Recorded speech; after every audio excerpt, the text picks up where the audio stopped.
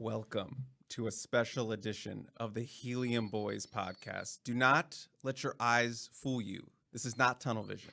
Corporate would not give us our own wraparound for the Helium Boys. I'm surprised they let us do this. But we have a very special guest, the first guest in the history of the Helium Boys podcast. The incomparable linebacker, Eric Gentry. Eric, how are you doing? Thank you for coming on. I'm doing good. My guy is here, and I'm feeling good. Feeling good going into Michigan week. He's feeling great. We're feeling great that you're on the show. We're going to have some fun, E.G. Sure. I don't want to make this a boring podcast interview. You have personality. I know it's there. I know it's there. We want to have more conversation with you, so that's what we're going to try to do. But Shotgun, I know we're big fans of the way this guy plays on the field, and we were so lucky to have him come on. Thank you to House of Victory for bringing Eric Gentry on. The first guest in the Helium Boys had to be a big one, so we had to get the biggest linebacker that we can find in Eric Gentry.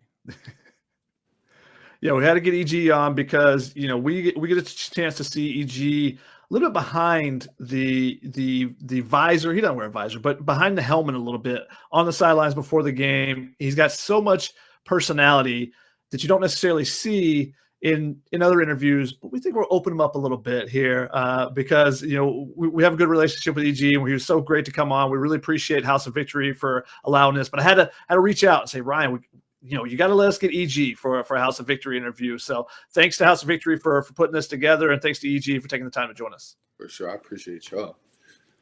Eric, I'm going to start off easy. You go by Eric Gentry. You go by EG. Obviously, the Angry Giraffe has become a nickname for you. I know you're cool with it. You're cool with it. It's not maybe the top nickname on your list. Definitely not the top. But you've embraced it.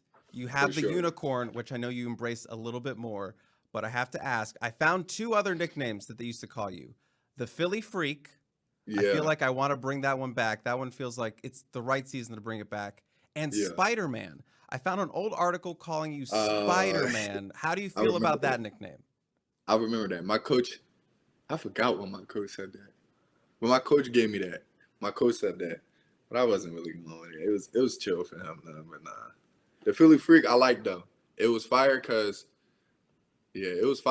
because when I came to ASU, they held on to it. And it really changed only when I got here. That, like, people just stopped, like, even saying that. Which one do you prefer the most? EG.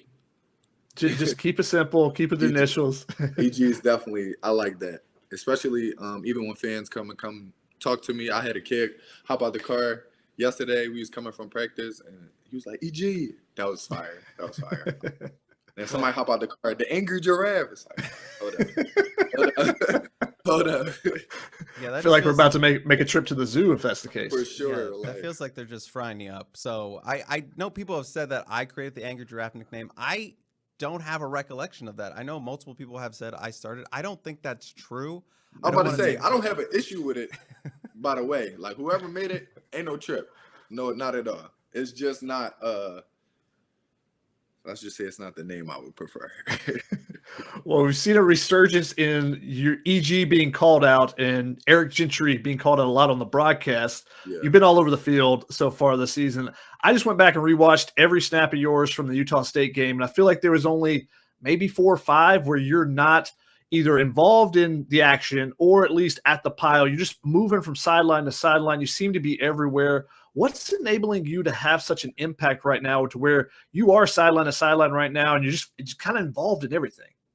Honestly, man, I give so much credit to Coach Entz and D-Lynn, but really Coach Entz and Coach Ball definitely of telling me, like, a lot of stuff is pre-snap indications. And it's a lot of behaviors that people have that they give away pre-snap, even from your eyes to your footwork to different stuff like that, to the weight on your hands. So it's a lot of stuff that obviously people already know if you already film studying, but it don't matter how much you know it. It's your behaviors. It's what you naturally going to do. No matter if I say that's what you do or not, like, that's what you're going to do. So a lot of stuff Coach Ennis helped me with pre-snap that really helped me. Like, if you know what to do pre-snap, you got everything down. You don't need to worry about, what your job is and any of that. You're looking at what the offense is doing instead of thinking about what you got to do. So You mentioned film room just now, and I did want to ask you about the film room because our last interview with you on the Peristyle Podcast with Ryan and Connor, there were multiple times where you said, "Oh, I saw this on film,"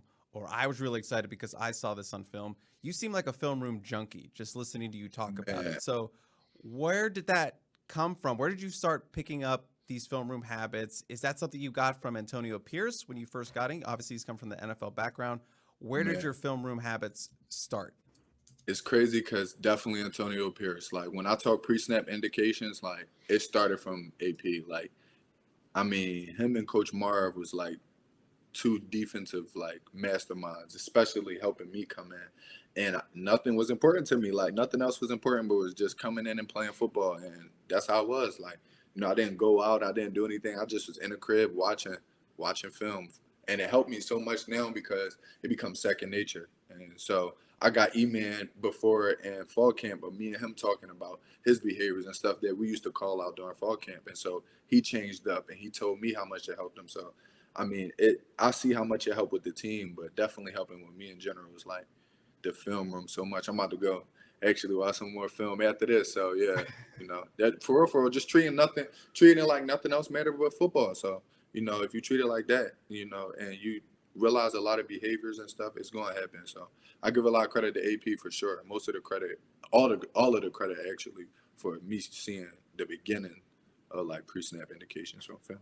So speaking of AP, what was it like playing in front of him, getting to see him before the game in Vegas, that win over LSU, knowing he was there, playing in front of the Raiders organization, and, you know, knowing that they got some scouts and stuff there as well to watch that game in their home stadium. What was that like for you? It was a full go around. I ain't posted on Instagram yet, but I wanted to post something about that. Like it's a full turnaround 360 of just talking to somebody, from him being a defensive coordinator and being a guy that I looked up to as a successful person in general, to getting a head coaching job. It was like, man, that was just it took it like that. And he talked to me about, man, I'm gonna get the D coordinator job, and he skipped that and he went to head coach. So, man, talking to him for a couple of minutes before the pregame was crazy. It was fire. Definitely helped me going into the game too, wanting to satisfy him while playing. So yeah. Going back to that film room stuff, you know, obviously AP, the Coach Marv, the NFL background. D'Anton Lynn obviously comes with an NFL background. Has your film habits, have you picked up anything from him, just being around him in the film room as well? Man, D. Lynn is just such an open book for us. Like, he treats us like open books. He let us know, like, what did you see? Tell me what you like, what you think on this. Tell me, like, you like this play call? Like, he's such, like, care about what we want and, you know, understanding what it is. Like, he understand that, like, and AP did the same thing for us of just being like, you know, what you see on this, what you see, like him trusting the older guys and understanding, like, it don't matter how much you could coach, like, your player's going to get the best view of what's going on. So, man, yeah, him just treating us like an open book with that, like, that just helps so much for me in general, for sure. Has that led to you having kind of different responsibilities this season? Are you being asked to do different things? I mean, obviously you're playing some inside, you're playing on the edge when you guys have 3 linebackers out there, but are there certain things that you're just being asked to do differently?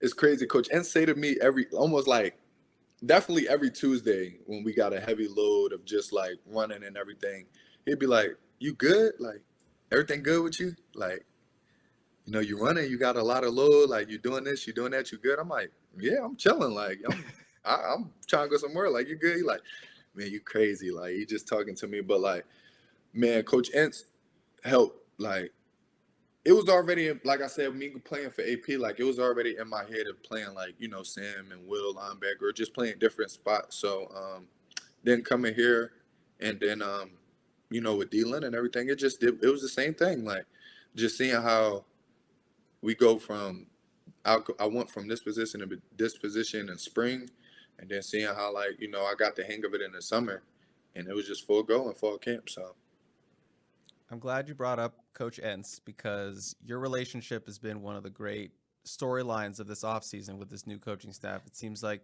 he's really rejuvenated you, and every time you talk about Coach Entz, you have this big smile on your face. The one you're on your face right now.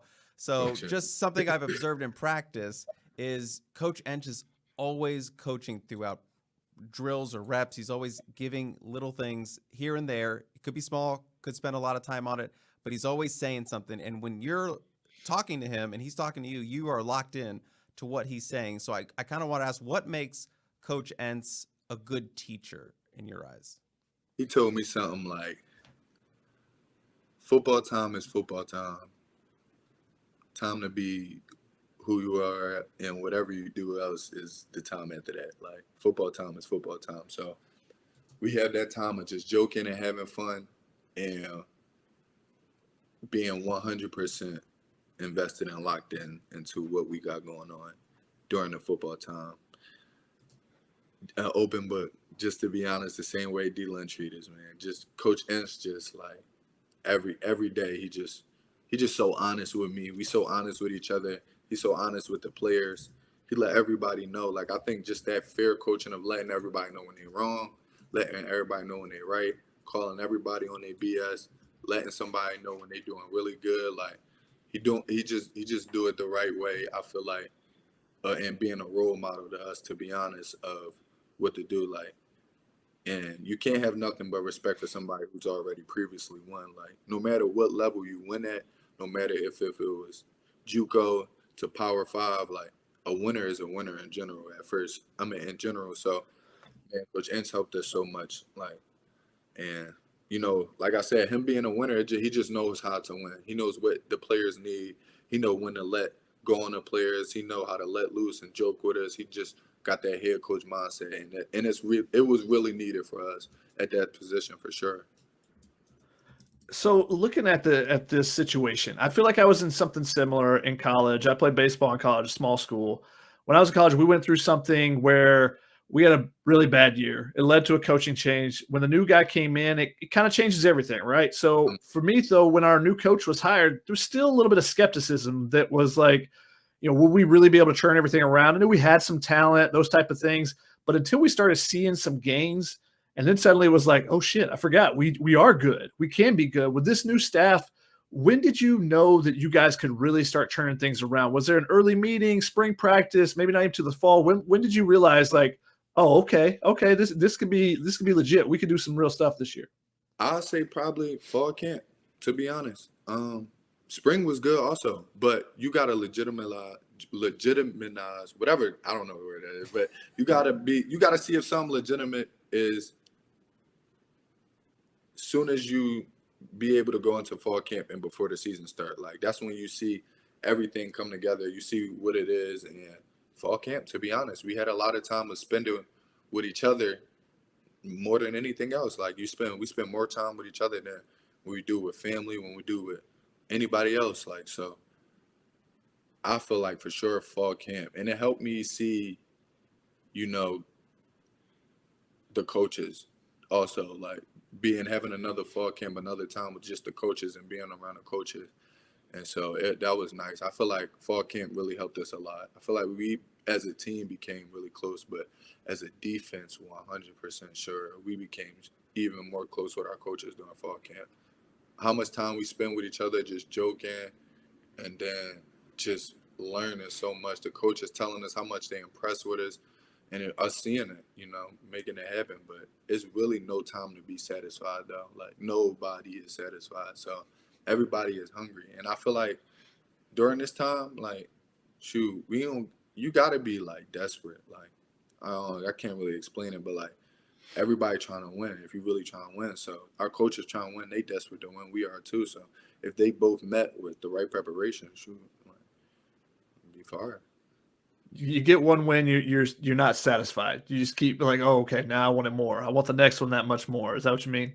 For sure. Especially, like, we just talked this week and sat down as a defense and for sure talked about, like, hey, we gotta even, like, go even crazier this week. Like, come on, like, it's to another level. But shoot, it's belief behind it. So shoot, we just waiting on Saturday. Eric, I have a question I've been wanting to ask you since last season. There's this thing you do with the linebackers in pregame where you guys walk around the entire field together. Usually you're kind of in the front. Where did that start, and what is the purpose of that, or what is the mentality you're building in doing that? So, especially with college football, like for me, for sure, like the time it went by quick, fast. Like, so, me and Shane used to talk about like, things we wanted to do when we first started here, and we used to walk around. Well, we used it as a time to just walk around and get ourselves together. You feel me? Make sure we good and calm down. But before the first time that we walked out there, we was like, man, just like cherish it. Just realize like that you could do everything you want to do. You could be who you want to be. You could be the man in the arena off of a decision you make, like of wanting to do it today. So like just being able to cherish the moment. Like we always say it, and constantly you could say you cherish in the moment, but you don't cherish the moments for real that you really don't even talk about cherishing. Like you just doing what you got to do. So we just walk around. I try not to put my headphones in. I mean, I try not to have my headphones in, but when I do have my headphones in, I'm locked in too. But I just try to have my headphones off and just look around the stadium. Just see what it is, see what we playing in, especially in away games. Like I love away games because it's like we playing in an away stadium. It's a new place. Like we get to be who we are. Like get a chance to take it all in. You get a huge venue this weekend. You're going to go to the Big House. Is this a place that you had looked forward to playing in the past? I mean, being from Philadelphia, that is kind of Big Ten country. Is this a stadium that you kind of looked forward to, potentially playing in growing up or anything like that? It's crazy because I always say, like, if I would have got an offer from Penn State my freshman year to probably my junior year, I would have committed. Like, I was really thinking, like, man, I'm going to Penn State. I'm going to be here. Like, this is the place I want to be at. And so, obviously, like, things didn't go right when I got, into college. Like, shoot, they ain't offer or whatever. But I always was like, yeah, I'm going to play at Michigan. But then, like, shoot, it died down. I wasn't tripping about it. And then I came here. We go to the Big Ten. And it really wasn't on some like, oh, we playing at Michigan, it's going to be crazy. I really was like, oh, we play a good team at they like home. So like, I want to go against the best team. So like, can't nobody say nothing. Like we going against the best comp. Like for real. That's how I feel. You play in the defending national champions. Obviously a team that was so good last year. I struggled a little bit earlier this season, but you struggled a little bit last season. This season, though, you've been playing tremendous. What's something you feel like you're doing much better so far this season? Is there something you worked on the off season yourself, or something the new defensive staff help you make adjustments on? What's one thing that you can point to and say, I'm doing this a lot better than I was last year? I feel like just giving 100% into the coaches and being fully invested into like what's being taught to me. And so I really could just give the credit to the coaches, just being in the right position, them using me the right way. D-Lynn and Coach Entz and even Coach Henney, really all the coaching staff. Buki, Ball, like all of them just coming together and really just seeing like what we could do. And you know what I mean? Like see what it is. Coach Nua, Coach Skyler, like all of them in general, just really seeing like what's the best thing we could do to make our defense better. And they feel like using me in different spots for right now is really what was making us the best. So I really get a credit to the coaches. I don't feel like Coach Baugh gets enough love or any love at that fact. So I'm going to take this opportunity to ask you, what has Coach Baugh played an impact in that linebacker room? I talked to Coach Baugh in the offseason about goals for the year. Looked over my last season and things I needed to work on and everything I was weak at and what I felt like I needed to improve on it. And so I remember I was driving in the car. We was driving in the car and Coach Baugh dropped me off. I was like, Coach Baugh, like, you really think I could be like as good as you say I am? Like, you know what I mean? And he was like, only if you don't think so. And then he just walked off, we talked. And then just all the off season, man, well, he drove off or whatever. We talked, and then during the whole offseason, man, Coach Ball just helped us more with my pass rush more than anything. Like, he just showed me a lot of stuff in the pass rush that, like, indicators of what they do. And now, like, my breakdown of O-lineman is so crazy with passing, and it's because of him. And he helped me so much with my footwork, knowing footwork matters so much in what you pass rushing. And so a lot of stuff Coach Ball showed us, it was just like, and then people were going crazy about that drill. Like, that was the first time Ball did a drill. So he was like, hold up, I'm making y'all go crazy. So he was like, I put y'all in a bad spot. Like, no. But no, Coach Ball helped us so much, man. And we was doing one-on-ones. And I used to almost never lose a one-on-one in pass rush. And so I got the confidence so much while doing it, and it was because of Coach Ball. And then I started pass rushing against the old linemen, and it started to be the same way. And we was just getting good work in.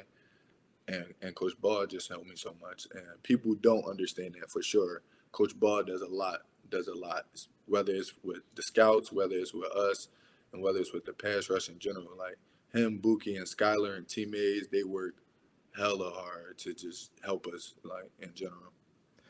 A fellow Georgia boy there, Coach Ball. So, got to give him some love. Sure. You talk about your pass rush moves. You showed that off getting the first sack. Did you rub it in to some of the defensive linemen? You had to let me come on a blitz and get one. I actually didn't even say nothing about it until D-Lynn came and said so too. He's like, EG, all of them talking, but you got the first sack, right? I'm like, yeah, D-Lynn. So, we got way more sacks that's gonna happen and more opportunities, but it definitely felt good to get that.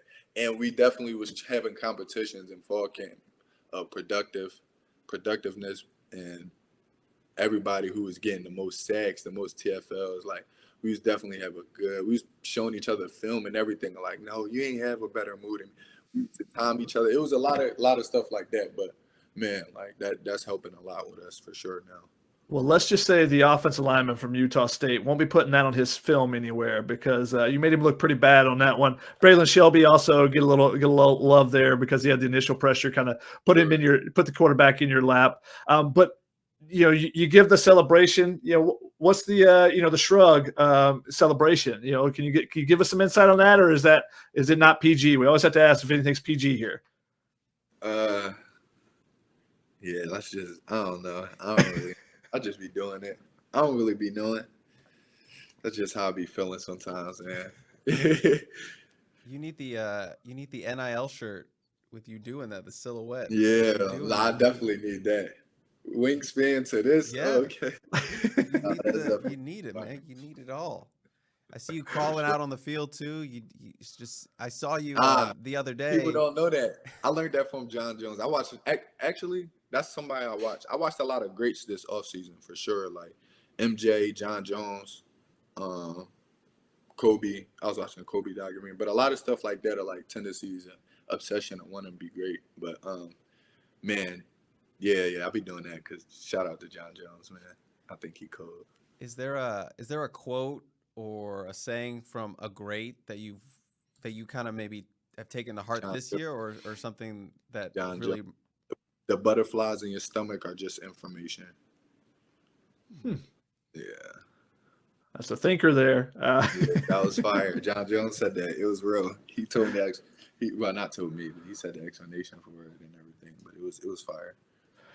EG, we're seeing you all over the field. We're seeing you pass rush, cover, drop, doing different things. Is there a way you would define your role in this defense? How would you define it? Just because you're being used in so many different assets, can you define your role? Just a football player. I can't even say it. Like literally to win, I will play anything you want me to play. Like dead serious. Like I just want to win. Like I just want to be the best. And so, shoot, like whatever, literally. So whatever I gotta do to play, and shit, whatever I could do to help win, like for real. But for sure on defense, like I just play defense. Well, so I'm just here, wherever you can see me at. You're talking about defense, and you're talking about you just want to play. We do know in your high school days you were a tight end, played a little quarterback as well. I think that was pre-high school, but I have to know, as a former tight end myself, what was Eric Gentry, the tight end, like on the field? I started my first scrimmage as a wide receiver in high school. And then I went straight to JV the next scrimmage. And then I went and got a pick six 2 games in JV, back-to-back games, and I didn't play JV no more. Well, I did play JV still, but my coach was like, yeah, you stick in the defense. But I played high school. I played tight end my junior year And it would just be on some like sneak, catch the ball, just some like small stuff. But I really just started focusing on, I used to just focus on playing receiver until probably my junior year. Like I didn't play high school my senior year. So my junior year really was the year of me being like, yeah, like I could do this. Like I could play defense. But I definitely was, I got a rivals tape that I regret of still having to this day of going out there a receiver. But I was a wide I wouldn't say I regret it because I was young. It was a good opportunity for sure.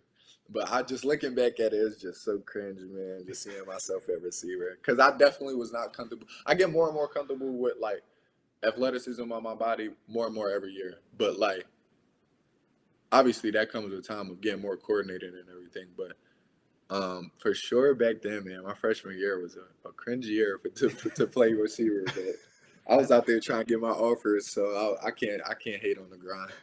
I think freshman year for everyone was a cringe year. Let's not. For sure. I think for sure everybody. Chris, what are you talking about? That was the height for me. It all went downhill from freshman year. So, yeah. And to confirm, EG, you wore number 88 in high school? I wore 8, and then we live in the hood, so one of our jerseys got stolen. They came into our facility, took our jerseys, so I didn't have the other number 8, so I had to stick to 88 for when we wore black. I just wanted to ask because I wore number 88, so I feel like shout out you though. I wore 88 too though, so shout out you. For sure. Chris is excited now. 8's my lucky number. I just had to double it up. Did you have a favorite receiver? For you, weird. I loved watching Jason Witten. Tight end. 82. Jason Witten was cold. Yeah, cold white boy, as I like to say. Cold. About John Humphrey, who went to Stanford. I was a Randy Moss fan. I tried to wear 84 in my high school. I was like, no, you're not allowed to wear that. It's crazy. I was in 707. My coach was like, who do you look up to, like, as receiver? I was like, yeah, like, I look up to Calvin Johnson, Julio Jones. My coach was like, look, stop. Let's I was like, but I had to be in, like, 6th grade, he said this. Like, he said no. To say that to a 6th grade, he was like, bro, just, that's tired. Stop it, bro. It's quite dumb. Tremendous. That humbled me as a youngin'. That was my first time to be like, shit, man, I don't know. Well, we know that you got some hands out there. I know you can run a little bit from being a tight end, being a receiver. Right. So, well, I got to ask you, so what happened? Why are you letting Easton take the pick away from you? I ain't gonna say I ain't gonna say like I was hating. I was so happy he got the pick for sure. I did want the pick though, for sure, 100%. I want the pick, but that's my boy though. I ain't tripping about it. Man, I don't even know why I waited. I saw it and everything. I should have just jumped up because he jumped up. I should have just jumped, showed my vertical, got up there. But nah, my boy got it. I'm so proud of him. Yeah, he needed that. He needed to get that. That's for sure. Sure, he put a lot of work in. Definitely a gift for him. So I'm taking it to TikTok a little bit for this next question, but there's a guy on TikTok who just roams the streets of New York, and he just walks up to people that look confident, and he asks them, what makes you confident? E.g., I feel like he would walk up to you if he saw you in New York. So I have to ask, I have to steal his question, which is simple, but what makes you confident? That I didn't have a lot of confidence last year. That I was very down on how good I could play and what I did. I played in the Cal game. Obviously, it was a blessing to be able to start in that game, but definitely not having a lot of confidence in how I felt in my play last year, and it showed. I felt like, and so this offseason was definitely a belief offseason of just belief by not saying it but doing it, putting in a lot of work, sacrificing, and trying to still sacrifice now. So, one in particular that was pushing you, or is that all internal? Nah, definitely internal. Like, definitely internal. Just wanting to be great. Just want to be great, man. Looking at Fred Warner, man, and just seeing how good Fred Warner is, and just constantly just studying his game and just seeing stuff like that. Like, he's the next gen of what the new example of linebacker it could be. And so, I'm just 6'7" doing that. So that's why I'm trying to be. You feel me? Trying to do that. So God willing, see how it go. But that's really what it was, though. Just really last year, and then, yeah. Even before then, though, being confident, I definitely would say it came from AP, because I wouldn't even just say last year was just a dip in the confidence. Like, I feel like sophomore year definitely was on the higher ups. Man, AP definitely helped me. I remember just really going into my spring and just being like, man, offensive linemen are so big. Like, bro, I don't think I could be able to go with them. Like, and then, man, just seeing how I played and just showing me like I was ripping off blocks better than other linebackers. And so he was like, man, like, you really could do it. I ain't bring you here for no reason. Like, you're not here for no reason. Like, you're doing it. So AP was, I would give the first boost of my confidence for sure. Is he a guy you still talk to? You still talk to him much? For sure. He's definitely a mentor. Same with Coach Meyer. Like, I would never not want to talk to them, man. I would give them the most credit of my college career, my development for sure. That first freshman year was so important for me, especially being able to play. Like, a lot of freshmen don't be able to play, and definitely not as much as I did as a freshman. And being 200 at like linebacker, like who has confidence to put a linebacker out like that as a coach, to be honest. And he did it, and he started me. Like, he didn't care. He was like, he felt like I was the best guy for the position. And so, man, I can't not tip my hat to him anytime I can. I remember when you were on your official visit to USC and I saw you on the sideline, I was like, this guy's a linebacker? I don't know. I remember Thule said that to me the first time, like, bro, you really, like, everybody always gonna say that. And that's why, I mean, shoot, that's how it's gonna be, like, until, time goes on. Like, so that's how it's always gonna be. People gonna think I play basketball, but shoot, I'll be chilling now. Like, I'm good at football. So, shoot. Eric, I did a little research knowing that we were going to be interviewing you today because I wanted to do my research. And I don't know if you're going to remember this, but I found this old video on YouTube called Inside the Mind of Eric Gentry. I do remember that video. It's from 2019, so your junior year. And I just watched it, and I found this interesting quote that you were talking about in terms of motivation on the football field. And you summed it up as to make my mom happy. So that is what you outline as your number one motivation when you're out on the football field. That's all you're kind of playing for. Is that still the sole motivation for you, in 2024? Is that still the number one thing that fuels your play out on the field? For sure, number one. Always. But I think also with that is just like, man, just trying to be the best for real. I really just want to be the best. Like,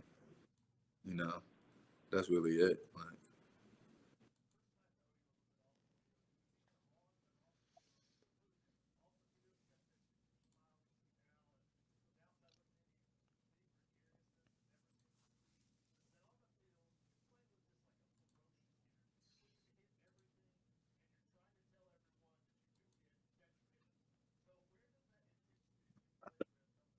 he's a wild guy. 18 is a wild guy. No lie.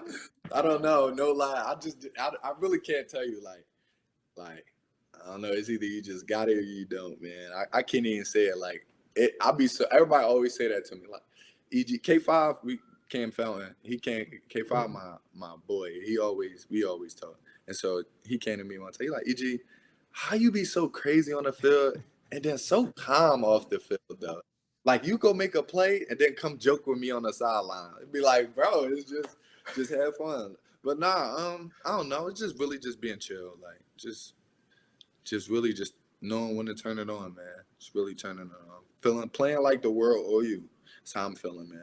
Playing like the world owe me right now. So, has it always been like that? Or is that something that's come on this year? To be honest, man, this year, just really just trying to move like that. So, shoot.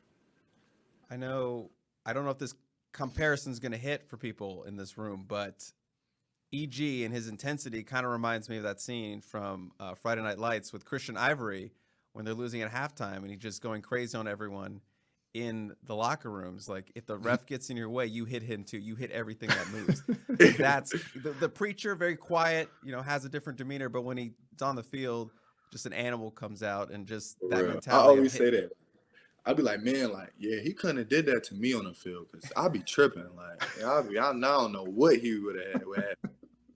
Not saying I'd have did nothing crazy, but, man, be just on go. Feeling like I'm the baddest MF on the planet, man. Just man of the arena when I'm on the field. But outside of it, man, talk to me. See me outside, talk to me like I'm hella cool, like just open book. I'm hella chill. I had a question. I know your faith is really important to you, and for those that don't know, you are Muslim. Is there any special significance that you draw from being, a Muslim football player? And do you have any Muslim football players or athletes that you look up to? There's a lot of Muslim athletes actually in the NFL that I look up to for sure. And then I actually had one of my friends, I'm not gonna say we was just crazy close, but we was cool, we done talk to each other, kept in touch a lot of times. His name was Asim Richards. He actually was an old lineman, and he was a Muslim, and I seen him, come from us being in the same masjid praying, and to, him going to the NFL. So that was nice. But I think, really fearlessness of just not fearing nothing but Allah, and just like really just praying when everything good, praying when everything bad, like making dua, being grateful every day. Like I really became hella, maybe not good to say hell and religion are the same. But I really became religious just even more during this off season for sure. And then going into the season, just being grateful, feeling gratitude, and just being blessed to who I am. Like just not wanting to be nobody else in the world, literally. Like just being happy with who I am, being happy with people that's around us, thinking everybody that's around us, man, just putting good energy into the world for real. Putting a ton of great energy out there, both on the field, off the field. You're talking about how a lot of things are different from last year, and obviously you guys are playing better. That I'm sure that helps. But is this the most fun you've had playing football? I know it's only 2 games, and there's a long way to go in the season. Things can go up and down, and everything else. But you just look like you're having so much fun out there right now compared to maybe last year or even in the past before that. And I wouldn't even just say me, like the whole team in general. Like we and especially defense. Like we having fun every day in practice. Like no lie, like if y'all come and see the practice, like we joke in practice, like we joke in the locker room, like. We jokes everywhere. Like every time we round each other all the time. Like we don't ever complain about being around each other. We be happy. Like we just jokes. Like we just have fun with each other. We have business time when it's business time. We put in full effort. And I feel like a lot of the fun is coming from having respect for each other. That when it's football time, it's football time. When it's time to play aggressive and do what we gotta do, we do what we gotta do. So man, just really having it as a team in general. Like I can't only say I'm bringing the energy, like I'm matching the energy that I'm getting from everybody around me, to be honest. Eric, how important is music in your life, and how important is music in setting the tone for you on game days? Music is the instrument of life for sure, especially for me. I say coming from Philly, like it's a soulful city already. Like my mom always listened to like slow R&B in general, and then we got rap already there and everything. So and then on game day, it's just like I listen to just old Drake, like Drake when he was hungry, like Drake when he just felt like the world owe him, like Drake when he really talking. I feel like that definitely was a change for me for sure. Like on game day, like I've been listening to Drake hella, like just yeah, game day really, like I think that also set the tone for me, like listening to some music, like and just chilling and listening and just looking back at everything, especially coming out after we go into the locker room and everything. Just really just being in the moment, having fun, like so for sure music is definitely important for me. I had a follow-up to this because you're very low-key on social media, and I think you're even off social media right now. I know it comes and goes for you. But a lot of your social media posts, and referring to X, Twitter, is just songs. You're just posting songs. So are these just something you're listening to, or are they kind of a hint into your mind when you post this? Or something is there a subliminal message you're getting? Nah, with the song? I really be having song of the day. Like I just Okay. post my songs of the day, like a new song I found or songs that I'm just bumping for the day, like that I'm liking. And then like for I use social media as jokes, like literally, like Twitter is just jokes to me. So like I post in a sense of just like posting for football and then just posting like some music or how I feel, you feel me, like with the music and everything. Besides that, yeah, like I'm definitely just a song of the day. Any reason why you've taken a step back from social media right now?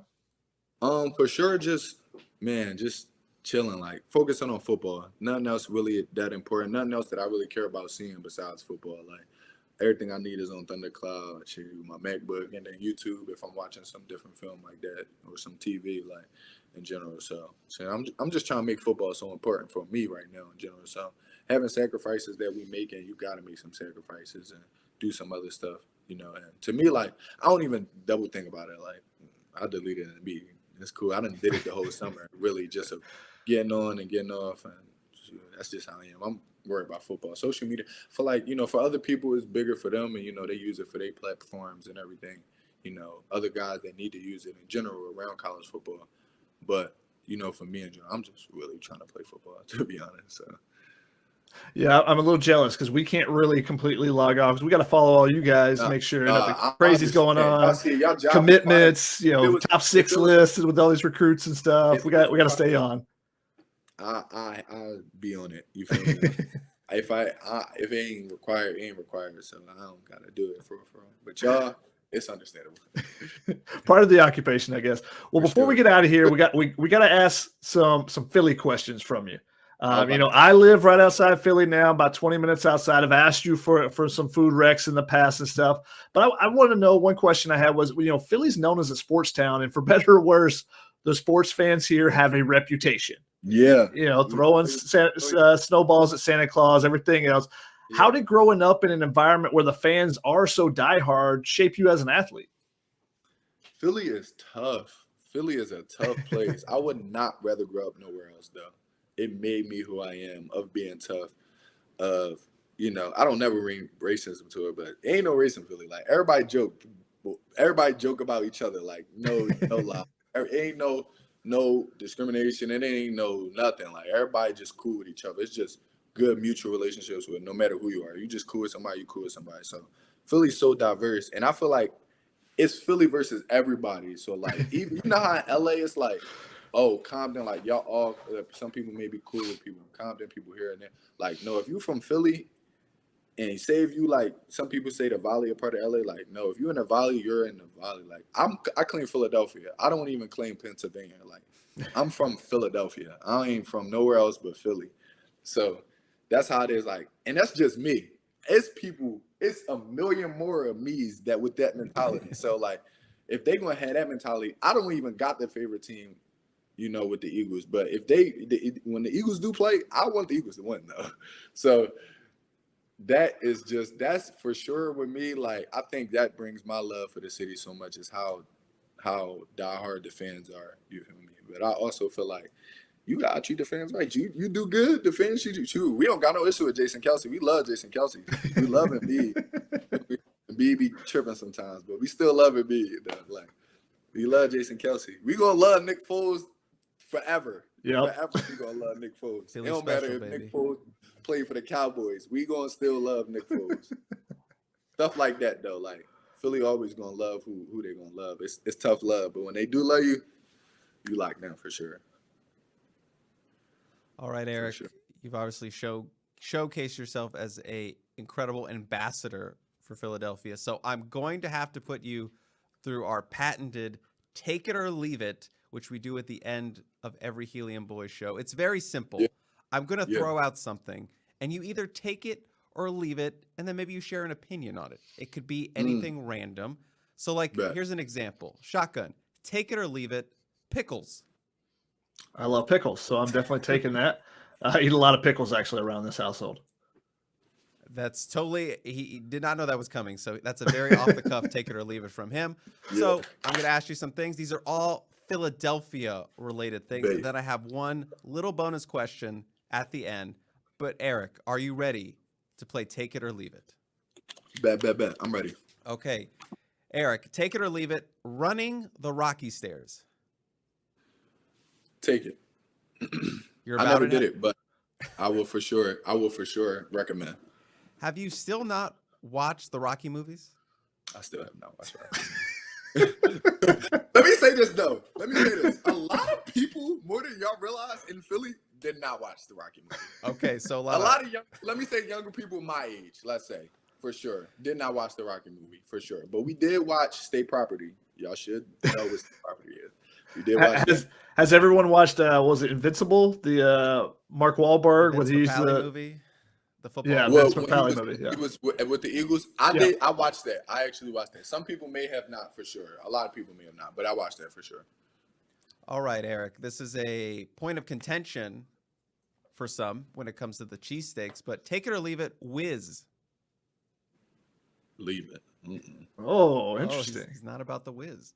I'm I all say in the Whiz. that's like Geno's Steak. See, y'all go to a real poppy store, a real corner store that look like y'all not supposed to go there, but you go there. Ain't nobody gonna trip on you. I ain't gonna say ain't nobody gonna trip on y'all, but just y'all go there and you go get some salt, pepper, ketchup. Some people get fried onions. I personally don't, but you get fried onions if you want to. Get some mayo and American cheese with the regular beef cheesesteak. You don't put no Whiz on top of that. Nah, you put the mayo with the cheese, the salt, pepper, ketchup. You should, when you open your cheesesteak, you should just see the pepper with the fried onions. You feel me? You shouldn't see no Whiz on top. That's like Geno's and all that. That ain't really the Philly. That's the touristy cheesesteak. Tourist Philly. That ain't real Philly. I just learned, when I moved here, my roommate is all about the ketchup on cheese. I was like, ketchup? That doesn't make any sense to me. But yeah, telling you, he said he really from Philly. He got the ketchup, but he do it with Whiz. She prefers provolone instead, actually. Okay, that's cool. That's the type of cheese she prefers. If it ain't no Whiz, it's good. Because Whiz mean it's on top, right? Yeah. Ain't no Whiz. Well, you kind of mentioned this one, but you already said it. So take it or leave it. Fried onions. Sounds like you're leaving it. If it's on the cheesesteak by accident, I'll still eat it though. But I'm not going out of my way to get no fried onions though. No. If it happens to be in it, I'm okay with it. Sounds like he's half in the middle. He's in the middle. He's not ordering it, but if it's there, he's gonna take it. That's fine. Okay. For sure. Okay. Eric, take it or leave it. The Philadelphia Zoo. Take it. Fire. Went there. Want to go there again. Fire. I was young. Went there as a high school. Went there as elementary school. Then I went there with like my parents. It's fire. I need to go to the San Diego Zoo. I heard that zoo fire. No, San Diego is true. LA's got a pretty good zoo too, I will say. I have Philly Zoo season passes, so whenever you come back home, just let me know. We'll go. All right, bet. Sure, I need to go get some of them because I'm definitely trying to go to the zoo, especially in Philly. Eric, I'm sure maybe this was a field trip destination for you growing up, but take it or leave it. The Liberty Bell. I did go to the Liberty Bell. Take it for sure. Cause that's a memorable ding. Like I heard that out here in LA, but every time I hear a ding, I always think of the Liberty Bell. That crack in the Liberty Bell, I always remember that. That take it for sure. That's something in Philly that's for sure. That's fire.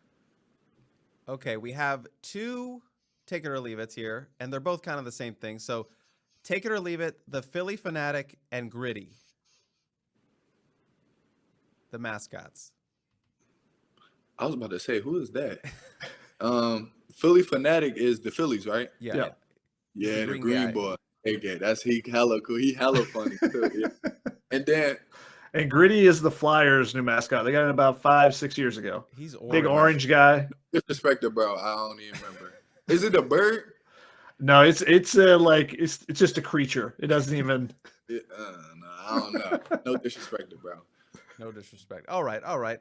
This one is I'm giving you two options. You got to take one and you're leaving the other. So okay. I'm a little worried I'm going to pain you in giving you this one, but I have to do it. Take it or leave it. So you're taking one, leaving the other. Meek Mill or Black Thought? Ooh. See, people don't know about Black Thought for real though. Like he really like that. Like he cold. I'm gonna go Meek only because Meek really put us on he put us on like a Black Thought is cold though. Black Thought I don't know. I'm thinking of somebody from New York that's probably underrated. I don't know, but Black Thought like that though. He cold, but Meek put us on. Black Thought is cold. I watched that. You've probably seen that freestyle where he just freestyles for like freestyle? 10 minutes. But see, that freestyle was I done seen that before. Like my mom loved Roots. Like she loved Roots. So she be telling me all about that. So I feel like though, I think Meek just put us on. He put us on, man. We always gonna have love for Meek as much as Meek be tripping, man. Meek be tripping. he be tripping. Lately, he been tripping a lot, man. I be just putting my head down. I be seeing Meek though. I can't never hate Meek though. It's Meek. Shout out Meek. Shout out. It's like this rapper from Philly named Core. A lot of people don't know about him, but people in Philly always gonna love Core because he just somebody in Philly we love. Same thing with Quilly Mills. Quilly be tripping, but he funny. Eric, that is the end of Take It or Leave It. I do have one bonus question, like I mentioned. It's actually kind of the first thing you and I bonded over, and that's what's your Wawa order? Because you were like, they don't know nothing about Wawa. Me coming they don't know nothing about no Wawa, man. So what's the Eric Gentry? What's the Eric Gentry? I walk into the Wawa, I want the Eric Gentry. What are they giving me? Yeah, y'all got to put me on something because I've had Wawa and it's fine. No, I've been there. But it's okay, but nothing special yet. I'm kicking you off. Maybe I'm ordering the wrong thing. I need you guys to put me on. Okay, all right. So put them on. I'm coming in the Wawa late at night. I'm hungry. I'm grabbing buffalo quesadilla, well done. Buffalo chicken quesadilla, well done. I'm gonna grab strawberry banana shake that they make. Fire drinks. They got fire drinks. Fire lemonade. They got fire drinks, lemonades. I was going to say a lemonade, but that's probably for another night. I'm going to grab, matter of fact, all right, the strawberry shake I could grab, but I'm going to hold on it. So I'm going to get the quesadilla, and I'm going to get, they got these cookies and cream, milkshakes that come in a little bottle. Oh, my God, they so fire. Get those, get some chips, some candy. I'll probably get a donut. I ain't gonna lie, the donuts there be good. Just a glazed donut, pause. But a glazed donut, you grab one of them, you feel me? You good for the night. For sure. People have been wondering, if you would be able to put on any weight. I mean, if you're eating this, you got to be able to put on at least a little bit, right? For real. Man, that Wawa. I'm telling you, I'd have been up even more on weight if I was in Philly. Oh my God, I'd have been going to. Gotta get a Wawa. In LA, bring it to LA. There's gonna business in a heartbeat. There's gonna be a USC donor now. It's gonna open one up beside campus just to help EG, add some more weight to his frame. Wawa, so good. We need the Wawa NIL sponsorship for Eric Gentry. It's just a match made in heaven, and I'm sure it's for you the same way. But it's just comforting for me when I go into a Wawa back home.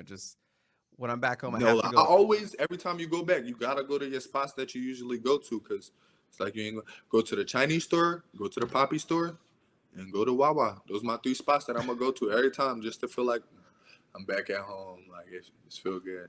All right, you're gonna have to talk Lincoln in when you guys go to Maryland. Hitting that Wawa up at least. Man, I want you to play that Rutgers. Oh my God. Hey, Maryland has Wawa too. I've been down there a couple times recently. Chris went to Maryland, so he can tell you. I know where Rutgers at. They got a Wawa near them. Mm-hmm. He knows. He's saying he knows every Wawa in his neighborhood. He knows every geolocation. Shotgun. Who, me? Yeah, you. He doesn't know the Maryland Wawas. He knows his region. No, yeah. I know every Wawa in Philly. I know every Wawa near in South Jersey, near Camden, all around there, near Rutgers. But I know they got some in Maryland too. I just don't know if they got somewhere where we might be at. I don't know exactly where you guys are staying. And certain parts like Maryland, they might be further scattered around, more in the city, and definitely in Philly, they all over though. There's one in College Park. They just opened one in College Park, so you're gonna be able to I'm Uber it. Or if I can't grab it, I'm definitely telling somebody to come and grab one for me. I'm getting that exact order. I might go to I might go there during the day. We want a picture sent to us if this exact order happens at Maryland. I won't forget it. I won't forget it. Eric Gentry is going to have the game of his life in Maryland because he had Wawa before the game. He's going to have 9 sacks, 3 pick sixes, and he's going to have 20 tackles. Motivation for today, bro. Be like, man, I just had a little bit of Wawa. I just hit the Wawa before this one, guys. I'm sorry. I had to do it. Play the West Coast. We play Notre Dame before the game. People sending me buckets of Wawa. I'm getting pre-game. I'm eating some Wawa. Like, dang, bro. It's a superpower. Give him the Wawa. Sure. Give him the Wawa. I mean, Eric, that is the end of our show. We've had such a great time. This did not feel like an hour. It just blew on by. I hope you had fun. Definitely didn't realize it's an hour. Yeah, we kept you way too long. We're sorry about that. Nah, you good. I'm sorry to cut y'all off too. I appreciate y'all having me over. Having me like talk, man. This was a good vibe for sure. I know you got to go film study, scout some Wolverines. We will see you in Ann Arbor, and it's gonna be fun. We hope all the USC fans come out. See y'all Saturday, man. Come out, have fun, and cheer. Cause we be looking corny sometime. Like, can we cheer? Can we, like, as a fan base, be louder than the other fans? Can we please stop being so bougie? We know we got here. We know y'all bought tickets to the game. They expensive, maybe, most likely. Cheer, make the most of it. If I was at a game, I'll be cheering. Hopefully you guys heard them in Vegas. I thought LSU. I thought their fans were a little bit louder. But it's so loud though. Like if you actually playing at the dome, so like even when the band started playing, like it was like, ooh, like, so we knew it was gonna be loud. Michigan ain't gonna be no dome. It's gonna be 100,000. We trying to see SC fans there. I ain't trying to see no red. I'm at yellow. I'm trying to see some red. All right, you heard it there, folks. So you better get out to Michigan Stadium, cheering on the Trojans, cheering on Eric Gentry. EG, we appreciate you so much for taking the time. We appreciate you. We love seeing you playing the way you're playing right now and seeing that big smile after those big plays because it's so much fun watching you out there. So we appreciate you, man. Appreciate y'all, man. Have a good night. You too. And we'll be back. Well, we're out, actually. We're not coming back. This is it. Healing Boys. We're out. We're done. He took up all the time. It was great. We need to talk. Right on. See y'all.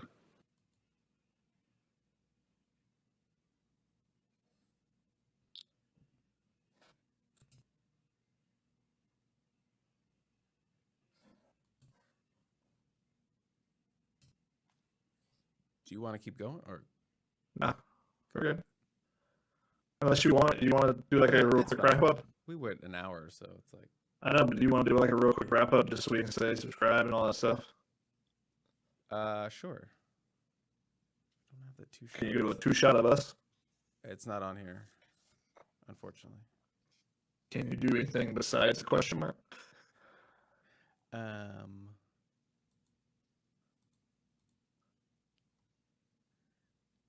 in my wheelhouse.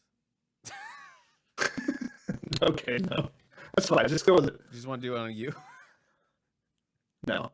Just do it with a question mark. We'll say it was great to have him if you want to say anything, and then we'll wrap it up. Thank you so much to Eric Gentry for joining us on the Helium Boys, a special podcast, and really just ruins it for every guest that comes on the Helium Boys podcast because he was so great. Again, I said it didn't feel like an hour. That thing flew by, just having great conversation with the man they call the Philly Freak, which I am bringing back. All right. I'm bringing it back. Chris. I'm bringing it back. No, what a conversation. He was so enlightening with some of the things that he had to say as well. So, and the fact that we could joke around with him just shows a little bit of his personality. I don't think everyone gets to see it from some of the media scrums he does and whatnot. And he told us a little beforehand, he's like, I'm just tired after games. I'm tired after practice. I'm ready to get in, start getting my body healed and start on that film study. So, he's all about the business right now, and he's playing fantastic right now. He goes into this Michigan game leading USC in tackles with 14. He's been all over the place. We've seen him, lining up in several different positions. He's having a ton of fun right now because the coaching staff is using him in a ton of different ways, and it's been really fun to watch. Like I said, just to see him with that big smile on his face after I know how difficult last season was, not just for him, but for a lot of the defenders. But with the energy that he has. It's so infectious that it's been really cool to see him having a good season, good start to the season. We'll see if he can continue it and how USC uses him as they go forward. But that was really awesome, Chris. Thanks to me for putting that together instead of you. But thanks to you for running everything. I ran everything. And yes, there's a giant question mark here. And I'm sorry. Okay, that's a little better. I got rid of the question mark. I'm making progress. I don't know what I'm doing, but it's okay. This is a serious, non-serious USC podcast. This is the Helium Boys. You can find us on uscfootball.com. We hope to see you out in Ann Arbor, Michigan. We hope that someone is rocking some Helium Boys merch. Let's do it. Or we want to see some Eric Gentry. After having him on for this, we need to see somebody with an Eric Gentry shirt on. I've seen some of those. Maybe we get the shrug. Maybe we get somebody to make that. I saw the Kyron Hudson, the Miller Moss shirts. Maybe Breaking T will come out with a Eric Gentry shrug after he gets another sack or something. We'll see. Chris, you mentioned that we hope to see people. Gotta also mention we're gonna have a meetup on Friday at Rocco's Bar and Grill in Chris. What's the name of the town? Ypsilanti. Ypsilanti. Yeah, Ypsilanti. There we Let's go.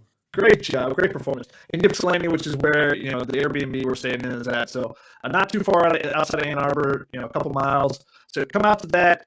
We'll see you guys on Friday. We'll be starting around 7:30. Chris and I will be there early, and then Ryan and Connor will be coming straight from the airport, so they'll join us as well. We want to see you guys answer your questions. Come and talk to us about Eric Gentry and what you think of him and what you think of this interview. We love interacting with you guys, and tell us who you want us to interview next. Those type of things. Maybe we'll try to do one of these every once in a while. This is the first one where we've had an interview, but it was so much fun with EG. So maybe we'll do another one in the future. I'm ready to declare him an official Helium Boy. I didn't tell him to his face. I was afraid he would say no. I can't do it. But in my heart, he's a Helium Boy. So there's now 3 of us, Shotgun. There's now 3 of us. And if you put us 2 on our shoulders, we equal his size. He's the tallest Helium Boy in the Helium Boys history. But that is going to wrap us up. Thank you, Shotgun, for setting that up. Thank you to House of Victory for setting that up as well. Thank you to Eric Gentry for being great company and our first spectacular guest. And I'm Chris. That's Shotgun. We will see you in Ann Arbor, or we will see you next time on our pod.